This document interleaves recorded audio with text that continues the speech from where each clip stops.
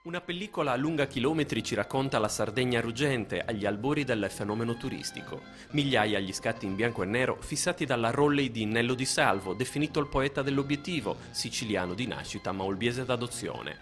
La Costa Smeralda lo ricorda con una mostra itinerante in 40 tappe negli hotel Cala di Volpe, Pitrizza, Cervo e Romazzino.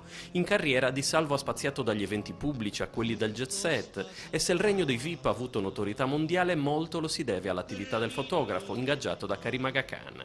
Nello Di Salvo può essere considerato il primo dei paparazzi della Costa Smeralda. Io una volta l'avevo battezzato Tenero Paparazzo perché sì, era un paparazzo ma con un modo, un garbo veramente particolare e poi aveva un senso dell'inquadratura naif come soltanto i grandi reporter riescono ad avere. Cosa ha significato per la Costa Smeralda? Beh, ha significato il fatto di avere la possibilità oggi di vedere quello che è successo e probabilmente anche a 50 anni di distanza di prendere coscienza di qualche grande errore che è stato compiuto. Tipo? Beh, questa è la mia opinione, ovviamente sono un operatore culturale, non certo un uomo di marketing, però forse se avessimo dato ascolto un po' di più a quello che diceva la Aga Khan e al suo modello turistico oggi avremmo qualche facilità in più a gestire questa terribile crisi che ci sta travolgendo. Centinaia i personaggi glamour passati in rassegna a Porto Cervo e dintorni.